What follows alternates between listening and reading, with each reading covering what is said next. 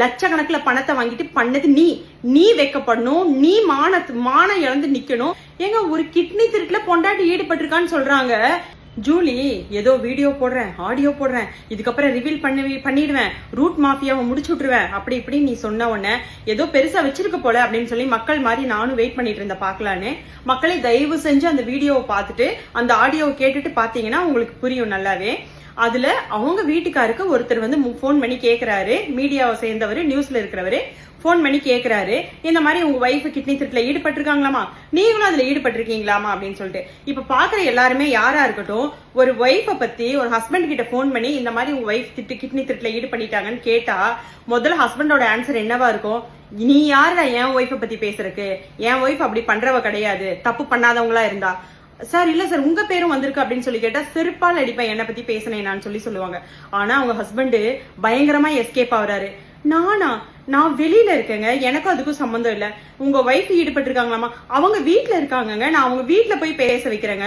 ஏங்க ஒரு கிட்னி திருட்டுல பொண்டாட்டி ஈடுபட்டிருக்கான்னு சொல்றாங்க, உங்க வீட்டுல என்ன ஏதாவது டிஃபன் பாக்ஸ் காணோம்னு சொன்னாங்களா? கிட்னி திருட்டுங்க. அதைய பத்தி கேட்கும் போது அவ்வளோ கூலா இல்லைங்க நாங்க வந்து வெளியில இருக்கங்க அப்படிதான் யாராவது பேசுவாங்களா? இதுல நீ எதையோ கண்டுபிடிச்ச மாதிரி பேசுறியம்மா, என்னத்தை நீங்க கண்டுபிடிச்சிருக்கீங்க? எதையுமே கண்டுபிடிக்கலையே, இதுல நீ கிட்னி திருடலன்றதுக்கான எந்த ப்ரூஃப்மே இல்லையே.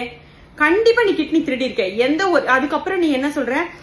அவதூறு பரப்பாதீங்க 10,000 ரூபாய் காசுக்காக குழந்தைகளை பேச வைக்கிறீங்கன்னு சொல்லி பேரண்ட்ஸ் சொல்ற. தமிழ்நாட்டில் இருக்கிற எல்லா பேரண்ட்ஸும் வன்மையா கண்டிக்கிறோம் உன்னை. நானே என்னோட பேஜ்ல போட சொல்லி எனக்கே எத்தனை குழந்தைங்களோட வீடியோ அனுப்பிட்டாங்க தெரியுமா? யாருக்கும் நான் காசு கொடுக்கல, எனக்கு காசு கொடுக்கணும்னு அவசியமும் கிடையாது. ஏங்க உங்க பேஜ்ல போடுங்க, ஏதோ உங்களுக்கு இன்க்ரீஸ் ஆயிட்டு இருக்குது வியூஸ், போடுங்க அப்படின்னு சொல்லி பேரண்ட் அதுலயும் ஒரு 2 வீடியோ நான் எடுத்தே போட்டிருக்கேன். யாருக்கும் நான் இது வரைக்கும் காசு கொடுத்தது கிடையாது. ரூட் மாஃபியான்னு நீ சொல்ற மாதிரி எதுவும் நடக்கவும் கிடையாது. புதுசா ஒரு பொய்ய சொல்லிட்டு இருக்க, காசு கொடுத்து பண்ணிட்டு இருக்காங்கன்னு. பேரண்ட்ஸை பார்த்து வெக்கம் இல்லையா, மானம் இல்லையான்னு கேக்குறதுக்கு நீ யாரு? உனக்கு முதல்ல வெக்கம், மானம், சூடு, சொரணை இருக்குதா? அவதூறு பரப்பாதீங்கன்னு பேசுறியே. முதல்ல அவதூறுன்னு ஒண்ணு ஸ்டார்ட் பண்ணது யாரு? நீ ஒரு கட்சியை சார்ந்து இருக்கிறியா? உன் கட்சியை பத்தி பெருமையா பேசு. எடுத்த எடுப்புல நீ என்ன சொன்ன? எங்க அண்ணனோட ஸ்பீச்சை பார்த்துட்டு நீ என்ன சொன்ன? அண்ணன் 50 500 ஆக்கிறாதீங்க.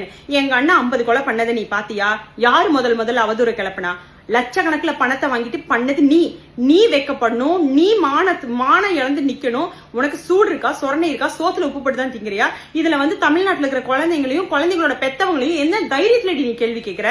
சோறு தானே திங்கிற. இதுல கண்டுபிடிச்சிட்டாலமா? என்னத்தை கண்டுபிடிச்ச? எதுவுமே ரிவீல் ஆகல. நீ கிட்னி திருடி தான்.